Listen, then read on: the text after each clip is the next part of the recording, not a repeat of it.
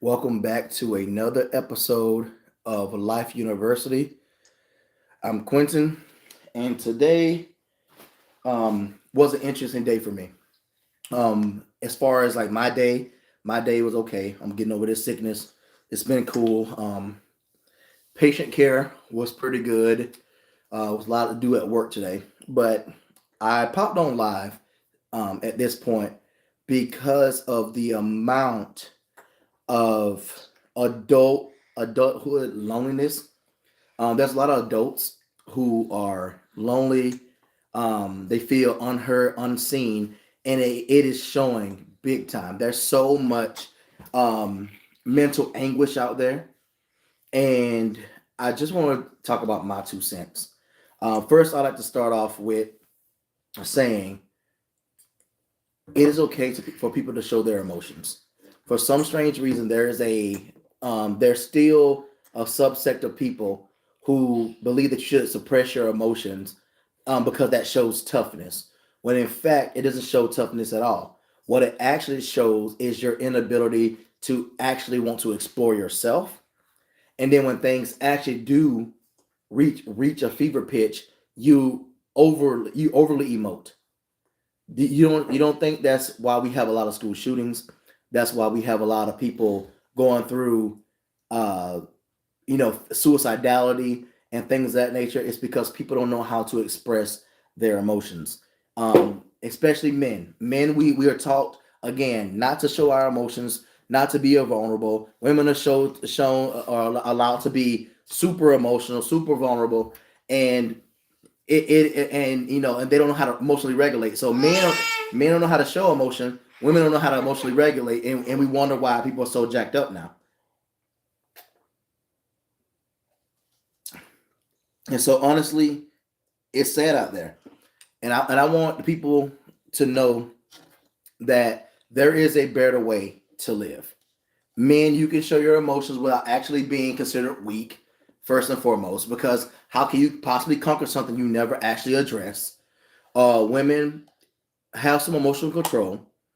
You don't have to say the first thing that comes to your mind. You don't have to be super disrespectful just because someone offended you. That's not what adults are. That's not what adulthood is. That's one.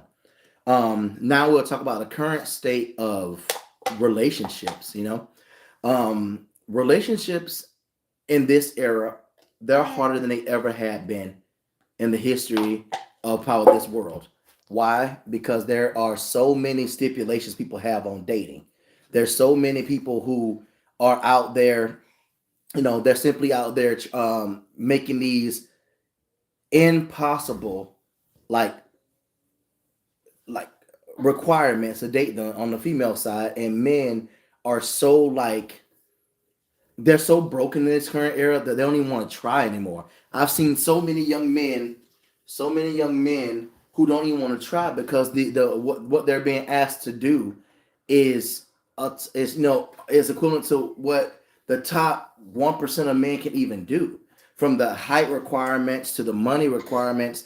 No one said you can't have your requirements, but they need to be realistic, or you have to be realistic with yourself that you are you willing to die alone just to get the person you want. Like there's this weird thing where people say I don't want to settle.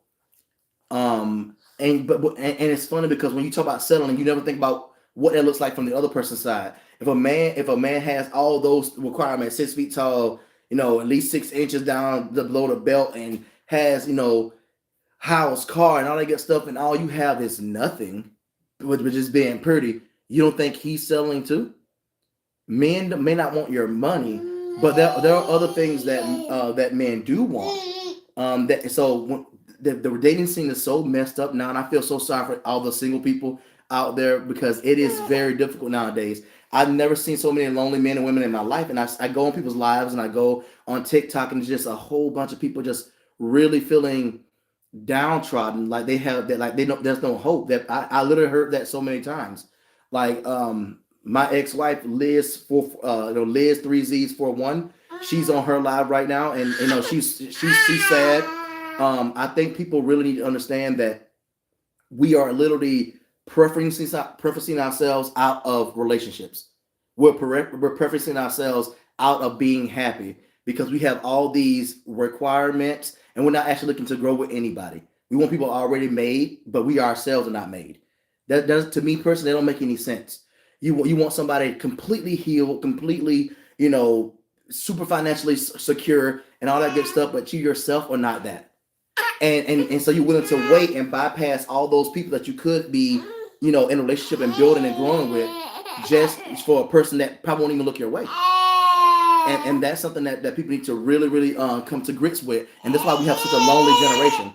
We have such a lonely generation because people really don't know how to be quiet.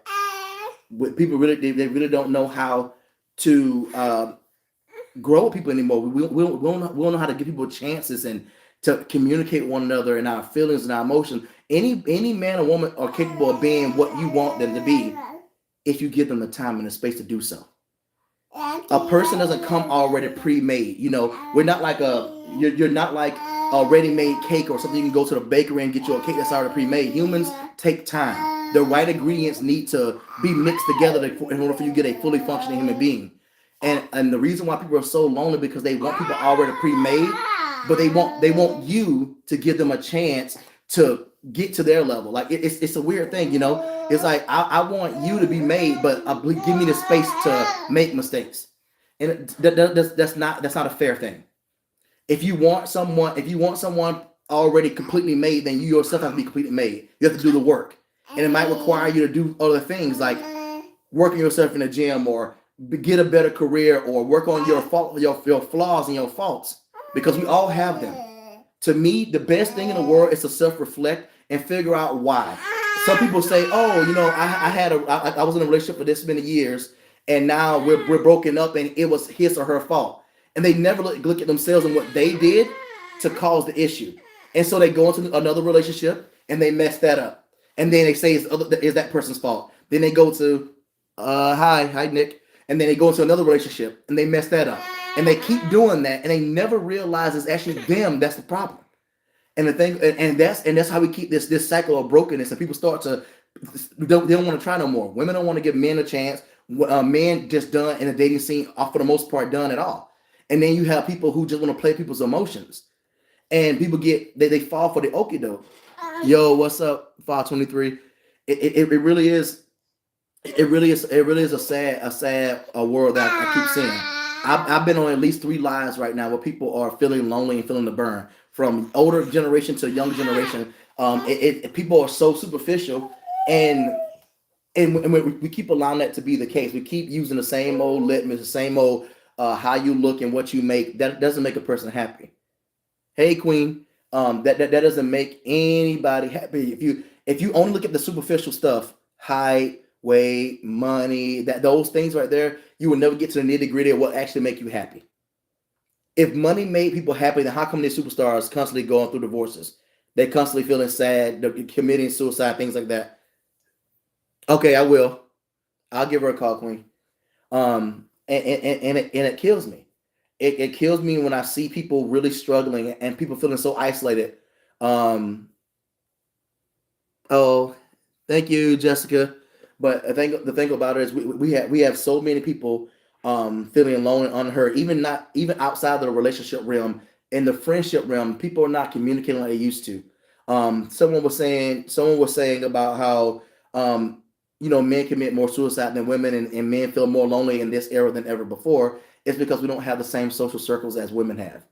And I'm trying to reach out to as many men as possible to let them know that it's okay to build that brotherhood of functional men. Thank you, I appreciate it. He's also very bad. My name is Quentin. This is Josiah. But you can call me Q.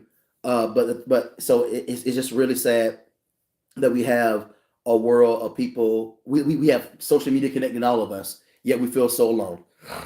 Yet we feel so unheard, and we go to social media to get likes to make us feel good about ourselves because the people in our lives are not doing that. And to me, that is one of the saddest things I've ever had to witness. As a person who's almost 40 years old, it is wild that to see that transformation from the face-to-face interactions to the true growing of friendships to now people have all these connections, all these quote unquote followers and subscribers, and yet they feel more alone and more secluded than ever before. And it really is pretty sad. Hey, Chicken King.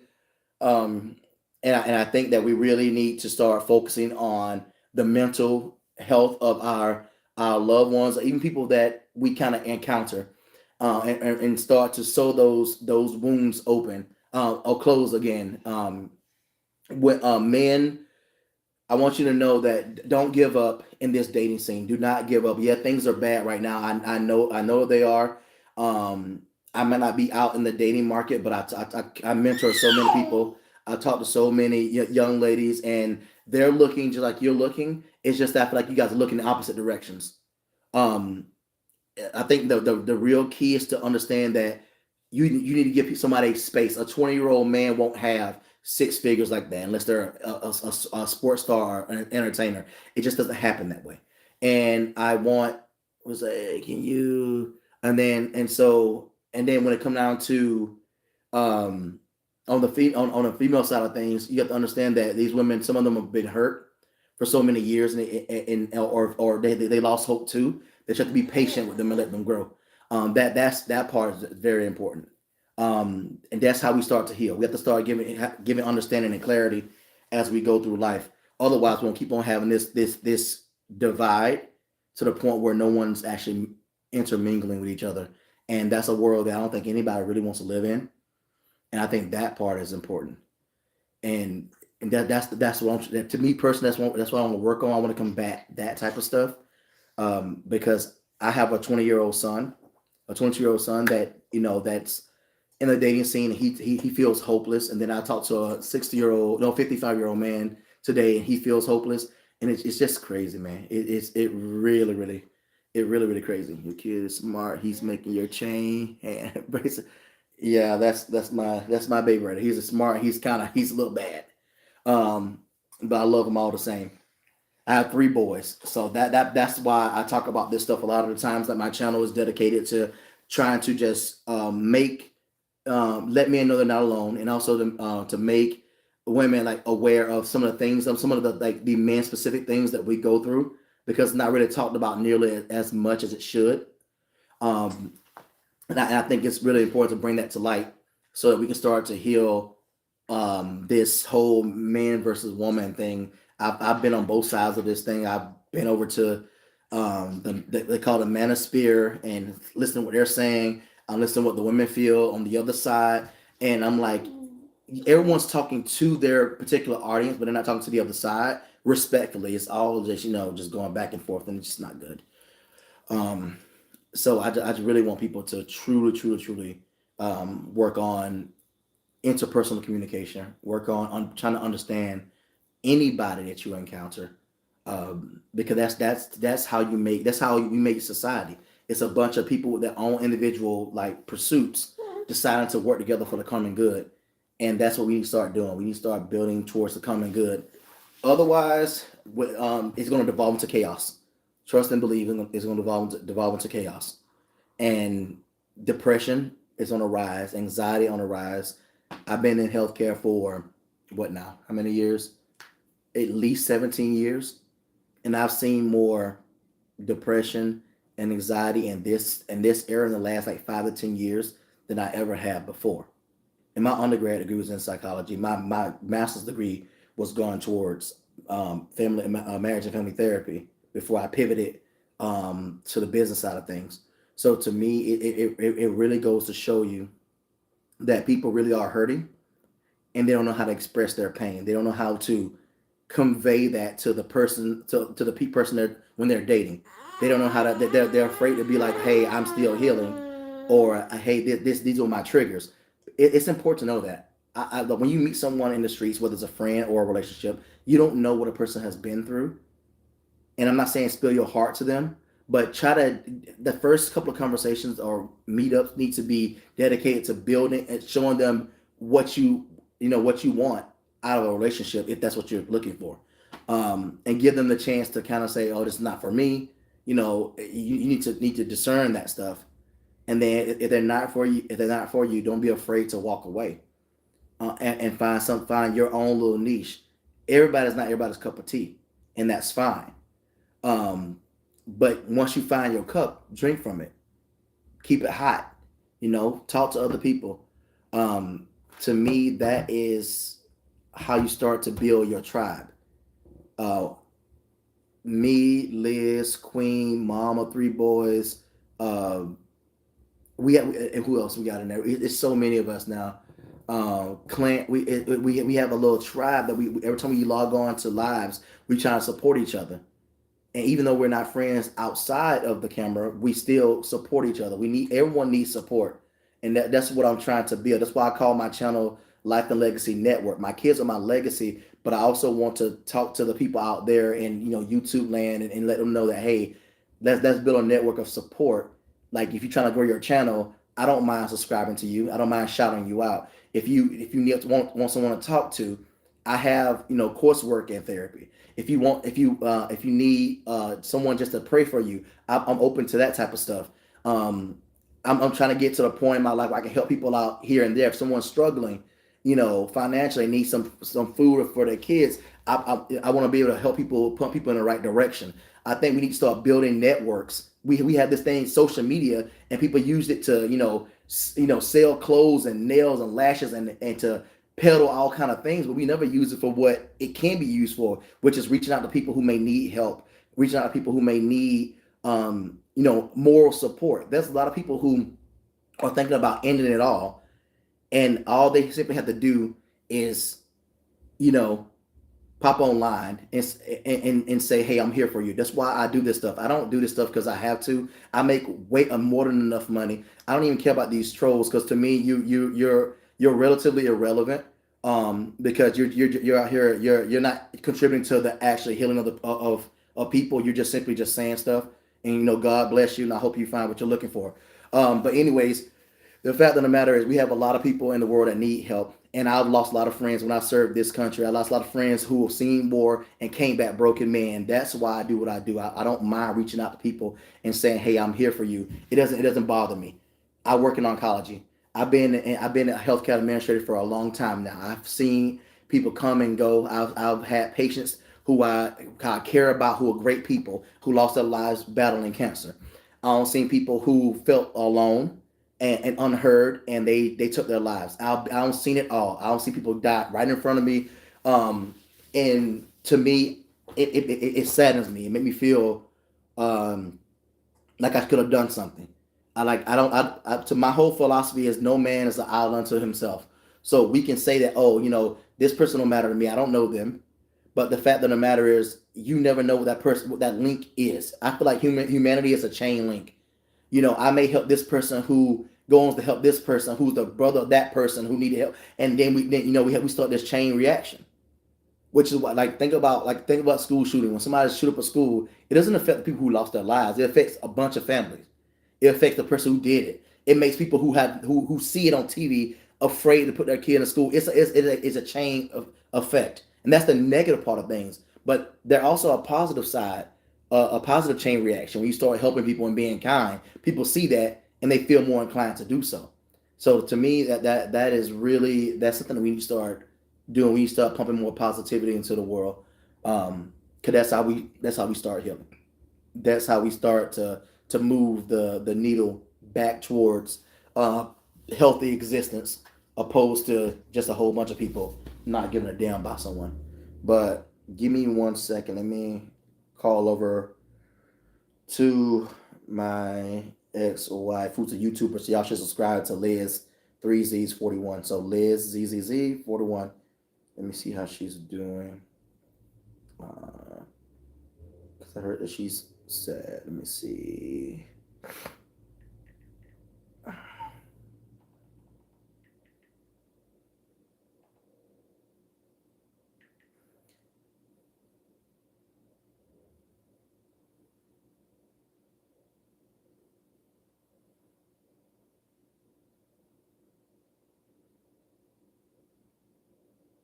This is how she's doing.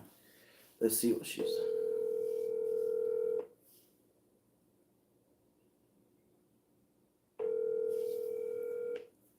Are you okay?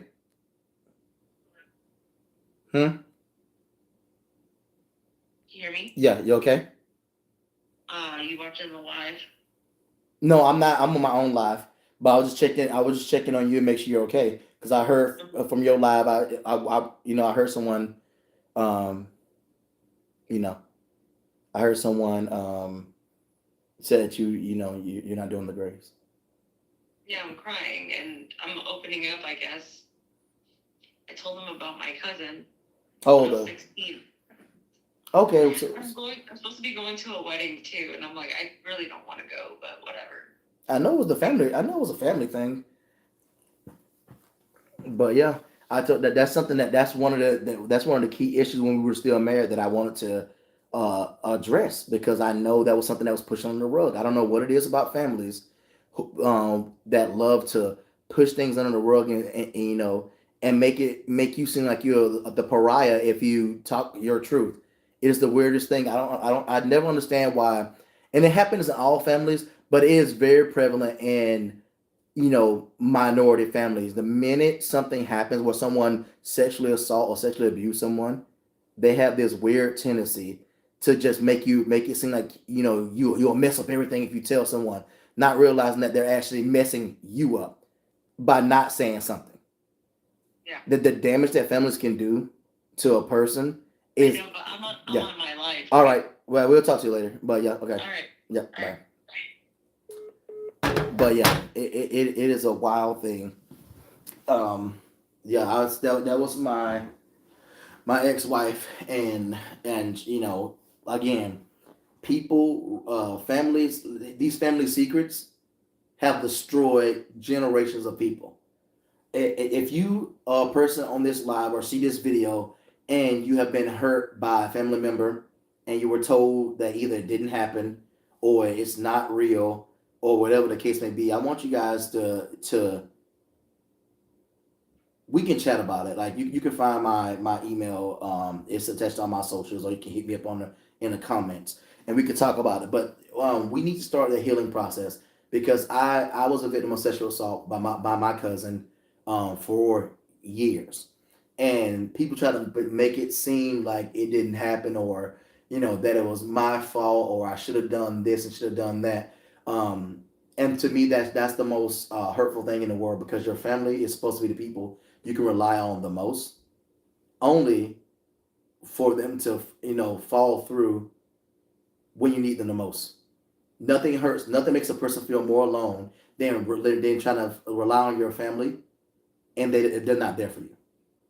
Nothing hurts more than for you to be hurt by a family member and look for help from the family member from family members only for them to tell you or side with the person that hurt you. That's how you get people. That's how secrets grow. That's how um, suppression happens. That's why there's so many women who get sexually abused and they don't say anything, and a lot of men who get sexually assaulted they don't say anything because they teach you. We create a culture of silence. It happens in the military. It happens in the family. A culture of silence does not heal any wounds. Closing your mouth on something that has affected you greatly to the point where it keeps you up at night, that it dictates your future, does not um, that does not help. It really doesn't. Right now, people, you know how sad it is that people will look for distractions before they look for healing, things that can heal them. They'll look for things that alcohol, whether it's alcohol abuse, um, drug abuse, sexual abuse. Like I said, people use drugs, sex, alcohol, video games, going out consistently just to avoid the pain of what they're going through. And let me tell you something: suppressing your pain doesn't get you anywhere. It truly doesn't. Suppressing your pain doesn't get you anywhere. The only thing that it does is keep you in the same exact space that you currently are. It doesn't help. It helps to talk about it. It helps to address it, look it in the face, and tell your and confront it. The hardest thing I ever had to do was to confront the man who sexually abused me. One of the hardest things I ever had to do is look at the woman who sexually abused me. I had to look at my father and say, "Hey, You broke me because of this. Facing your traumas is the way to actually heal them. Hiding from them or suppressing them doesn't heal you. It really doesn't. If you have a gaping wound on your leg and you just let it sit there, it's not necessarily going to heal. If anything, you'll get infected. So I do want everyone who hears this video or sees this video to keep working on yourself, keep working on healing. Reach out to people who actually support you, and actually care about you, and see if if they're that friend that can help you through this. No man or woman can get through life alone. None of us can. And I just want you guys to know that I see you. I've been through so much. I used to always ask God, why did I go through all these things? Why did I go through kidnapping, sexual abuse, physical abuse, watching friends take their own lives? Why did I go through all of that? Why? Only to find out the reason why I went through all those traumas is to help people. I'm not on YouTube to try to get famous off of YouTube. I'm blessed enough to make enough money that I don't need YouTube ever in my life. But I really am. I want to tell people on YouTube that I'm here to help you get through the ups and downs of life. I've constantly been handed a bad card. I watched my family die at 5 years old. My auntie and my cousins burnt alive in a fire. I was kidnapped at 7. My cousin sexually abused me from 10 to 13 years old. And then, my mom and my dad, they called it quits. They separated. And then I went from a two-parent household to a single-parent household. And that had its own struggles. Then I went to the military at the height of the war in Iraq and Afghanistan. And we go through that stuff, and I see friends who came over laughing, enjoying life, coming back broken people. Then I get married, and then that ended in a divorce. And then so now I took my kid out of my house. Now we share him back and forth. It's constant. It was constant up and down, constant battles. And I would ask myself, why? Like, why me? Why am I going through this? And I found ways through it, and now I want to help people get through it. I want people to know they're not truly alone. If you have anybody in your life that can help you, you can reach out to people online. You don't have to. If you want to share your business, straight up, you can find channels like mine or others that can help you through it. Sometimes it's best to either get it off your chest, or sometimes it's better to listen to other people's story and see if there's something in their story that can help you through it. That's what I did. I listened to other people's story, and it helped me find my way out, because nothing sucks worse than being in a pit. I don't know if you guys ever been rock bottom before, where everywhere you turn is darkness. Everywhere you turn, you feel like there was no hope. And that is the hardest climb of your life. What's up, Mama 3? What's up, Moondog? Um, oh, thank you. I appreciate it. Yeah, he's knocked out now. But I don't know if you guys ever been in this in rock bottom, truly rock bottom, where you have no support anywhere and you make that climb. And that's one of the hardest climbs of your life. And then you get out of the situation that you thought was rock bottom, only to find yourself in a worse situation. That I can't tell you that growing up, I would hear that life has ebbs and flows, and I never knew what that meant until I started going through it. I'll get to the top of the heap, and I'm like, yeah, yeah, I made it. I'm good. And then I'll plummet back to the fucking bottom, and I'm like, damn, I thought I had it figured out. Then I climb up, and then I fall down again. And it's the craziest thing, and that's the one thing that they never tell you when you leave high school. You grow up, you're told to, you can do anything you want to do. Education is the key. Be respectful, all this stuff. But the life skills you truly need, you're never taught them. And you go out, you go out into the world, and you think you got it figured out at 18 years old or whenever you leave home. And the world beats your ass. The life beats your ass. You think a pinata got hit? No, you get beat up. You think that you find a person that loves you and they'll be with you for the rest of your life, only for y'all to grow apart, and you end up divorcing alone. You think you can make a little money here and there, you can save, and then you go and you realize that everything's getting taxed, and state tax, federal tax, county tax, tax, T tax, and then and you're like, damn, I can't even make it's hard to make end meet. So now your free time is being eaten up by you having two jobs or a job that dominates your life. And then you start, then you have kids, and then your kids have their problems. They bring it to you, and so you never truly figure it out. What you actually learn to do is tread water, and that's why I tell people I would love to live instead of survive. I think we leave home in survival mode, and we stay there for a long time, and some of us never learn how to live. We never learn how to live. We stay in survival mode. And for me, one things I've been working on for many years is try to find ways to live. Try to find ways to make my setbacks not as impactful. I always say a setback is it sets you up to come back and come back stronger and more resilient than ever before. We don't teach people how to be resilient. You know, some of us just say empty platitudes. We say things just to make just because it sound good. You got this. Call me if you ever need me, and then it's a hollow invitation. I don't believe in hollow words. If I say I'm here for you, I will be here for you. I've sat on the phone many a nights with friends and family and people I barely even know.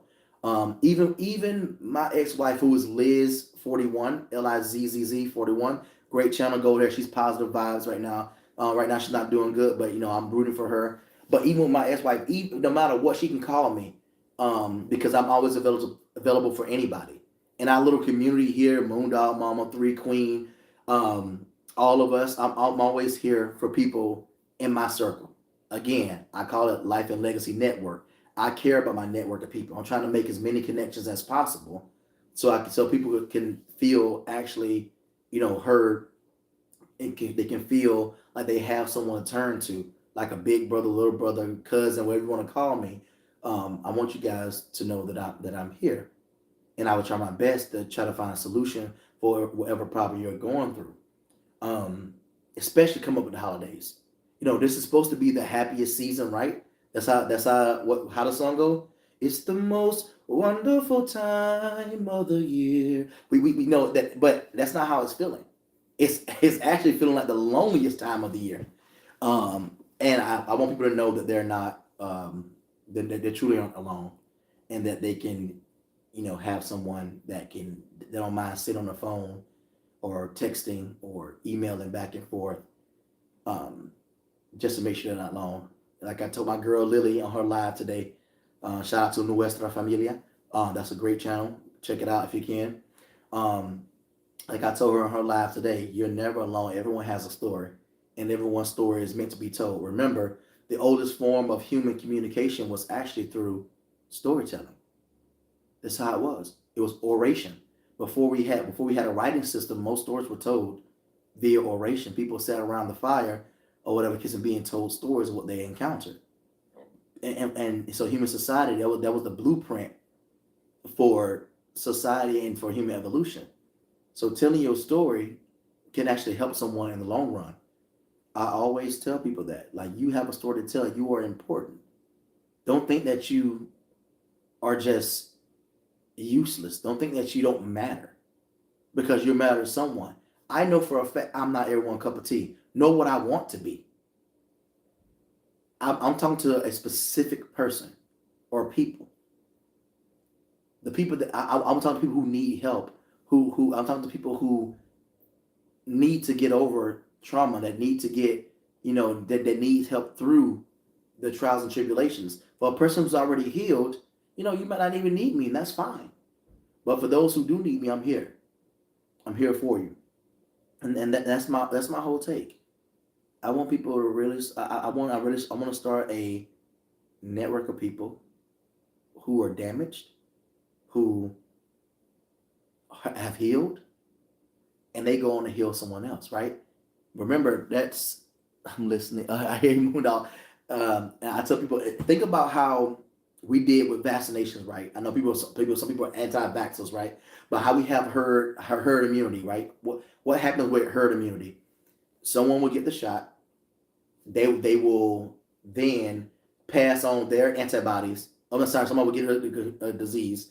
Then their body will replicate antibodies, and then they will share their antibodies with their kid, or they'll share with someone else, and it grows and grows and grows. So and that's how people get antibodies to certain strains of viruses and things like that.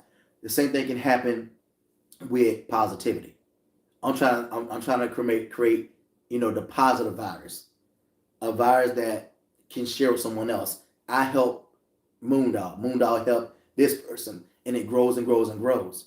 That's how we. If the world was broken that way, how did the world get broken? Because people stopped caring and became a virus of people not caring, not giving a f, and it spread like wildfires. What's the old saying? That the freaking that a lie will circle the globe 3 times before the truth get out of bed. Negativity will circle the globe 3, 4, 5 times before positivity even have a chance to put on its clothes. And that's how it is. So to me, in order for us to combat this loneliness epidemic, before we start combating this, um, you know, isolationist, type of issue that going on in society today, we have to start spreading this positivity. Start using social media as the right way, as a tool to reach out to those people who are in those corners. I used to when I was in grad school studying psychology, right? I used to read. We was in abnormal psychology. We were reading about a lot of serial killers, and a lot of different type of abnormal psych stuff. And you learn that so many people could have been saved if someone would have intervened at the right moment. People like you think about Jeffrey Dahmer, right? Jeffrey Dahmer, one of the first kills he had was because he didn't want to be alone. His life was tumultuous, right? His mom and dad were arguing all the time. His dad was alcoholic. He was a closet homosexual, so he suppressed himself, and it culminated with him becoming a horrendous serial killer, right? Imagine someone that got to him as a little boy, told him it was okay for him to feel the way he feels, and saved him. It's moments like that that make me realize that there's somebody out there who feeling alone and unheard of, and they feel like the only way they'll matter if they hurt someone, or the only way they'll matter if they take their own life. You know how sad that is? That people feel like they're so useless that they have to cause a tragedy in order for them to be seen or heard or remembered. That's how crazy society has become. How lonely it's become, where people don't feel they feel like they have to do something crazy. Look at me. Think about social media, right? What trends? What a lot of things that trend, people have to go and do crazy stuff like these pranks or run into like a restaurant and jump across the counter and grab some French fries and run off, and people just share, and it's like why do we love negativity so much? Or we watch people who are down bad, truly, like people getting shot or ran over by cars, and they have millions of views, and you like, I know it's a shock factor, but we don't share positive stuff nearly as much. Like I'll go and watch a Bible verse or somebody triumphing over cancer or triumphing over graduating from college, and it'll maybe have 100,000 views. But then you'll have a person who slapped his wife, or the woman who hit the freaking intruder in her house with a bat, and it has millions of views. You see how wicked the world has become. I know in Second Thessalonians it talk about I'm sorry, Second Timothy, it talk about like the world in the last and evil days will be people will be proud blasphemers, they'll be worshiper of debaucherous things. But to me, um, I feel like we can combat some of that stuff, and that's why I chose to do this every day. I don't care if I have 100 people in this freaking live. I don't care if it's one person that's live. I don't do this for views. I do this to reach a person who needs to hear this. I do this stuff because I believe it matters.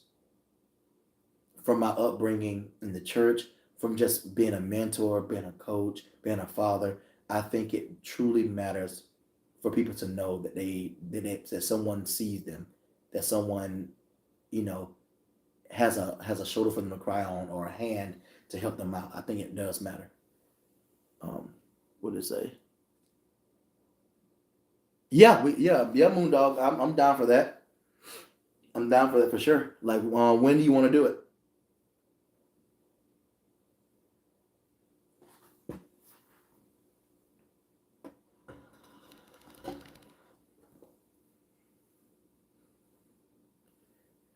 Just let me know when you want to do it. I'm definitely down for that. I'm super open to that. Just let me know. I always want to do one. I actually want. I want to do. I wish I can do. I think you could bring people along. I want to do one with you, um, with T Brown, or I think it's whenever you want. Oh yeah, I mean I'm down. We can do it. We can do it tomorrow if you want to. I know people probably sleep right now, but I definitely I'm open whenever you want. I don't really care, honestly. Um, you're in my network. You're part of the L&L, squad. I care. I care about you, man. Just let me know whenever you want to do it. I even got my phone hooked up to this little battery pack to make sure that it has full battery life. So just let me know when you want to do a dual stream. I think it'd be fun. I was actually on TikTok looking at this dual stream of people talking about, do we believe that relationships are done for? Or one lady said, no, why aren't men vulnerable? And I told her, I emailed you. Okay, perfect. I'll take a look at that. Actually, I can do it right now. I have two phones. But yeah, I watched this live stream, and they were saying this lady was saying, oh, she's like, I don't think men show their emotion. And I told her, um I usually don't like to comment on people's live stream that I don't know. But I told her, I said, the reason why men, um, the reason why men don't just show their emotions, because a lot of the times what we say to you, you use against us. So why would we want to do that? It's already hard to cry because people would call you weak. Now you want me to tell you my emotions, and then when you get mad, you throw it in my face. No one wants that. Let me see. I haven't seen the email yet. Let me make sure it's not in my spam. Nope, it's not.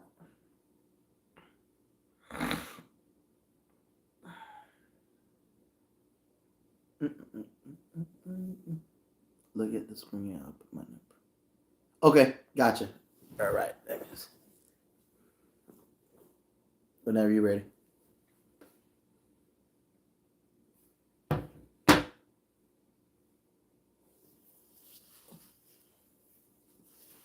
Oh yeah, I'm open to do one right now. I'll end this one and I'll come on yours. Let's see, 4,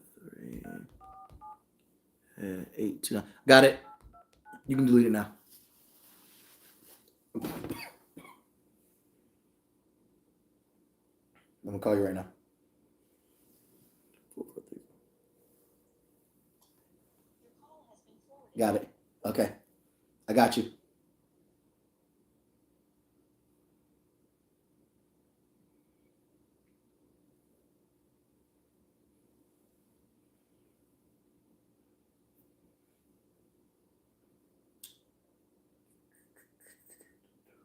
There we go. Let's see. My boy took my boy Clint. Edit contact Clint. All right. So what I'm gonna do? I'll end this live screen and I'll send you. Or you want to send me the request? You can send me the request. That's fine. I'll end this live stream, and then I'll just when you're ready, I'll just send it to me. Just send the link via text message.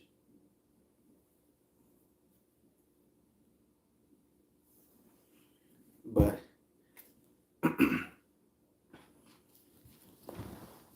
I'll text you right now.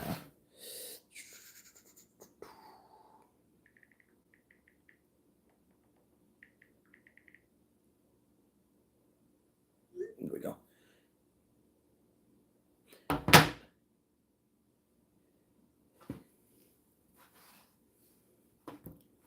Just make sure right. It was. Well, I won't say it out loud. Um. Okay, got it. Okay. All right. There you go. So now you have my number. You can text me anytime. And that I usually don't give that particular number out. So you did actually. I have two phones. Like I have the one I'm recording on right now, and I have this one. I tell people all the time, if you make it in this phone, the iPhone, that means I really care about you. Not that the other phone I don't care about you. Sometimes that's the only one I have on me, but that's usually the one I use for my business when I have my basketball business, and so I'll give that phone out because I don't mind giving that phone out. My iPhone I usually really is for family and friends. Um, but for everybody who joined the live, I really appreciate you guys coming in. I hope my message touched you.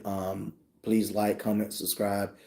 Check out my other content. I really do make content for people. I don't really make it for myself. I don't really make it to get famous. Like I don't care about fame. I never cared about fame. It's not something that interests me because I'm a very private person. If you when you're famous, people want to be in your life.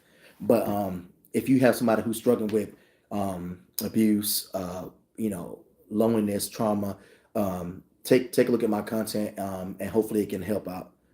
What's up, T Brown? Oh man, how you doing? Did you get my text? Let me see, Clint. Yeah, I got you. I got it. But yeah, T Brown, I was just telling people about like a whole bunch of stuff. I looked at your live today, and it really touched me. So I wanted to just hop on and and let people know that we're trying to build a network here, a network of people who actually freaking care, a network of folks who want to get together and make the world a better place, at least a little bit better than what it currently is. Um, but yeah, that's why I hopped on. But I'm about to hop off right now because me and Moondog might be doing a live stream together. So, but and T Brown, we have to do something together too. We have to do some stuff together because it's a lot of stuff I like pick your brain as an older black man. I want to talk to you about some things um, because I feel like another thing that's missing from the world is we have the older generation, me as a millennial, Gen Z, Gen Alpha, and that's a whole bunch of generations still alive, but we're not talking to each other. You know, I feel like we're not talking to each other at all. I feel like we're just simply just going around in circles, and yeah, I think that top down communication and bottom up communication can actually heal a lot of wounds that were left open. But y'all take care of yourselves. I love y'all. God bless you, and I will see you guys next time.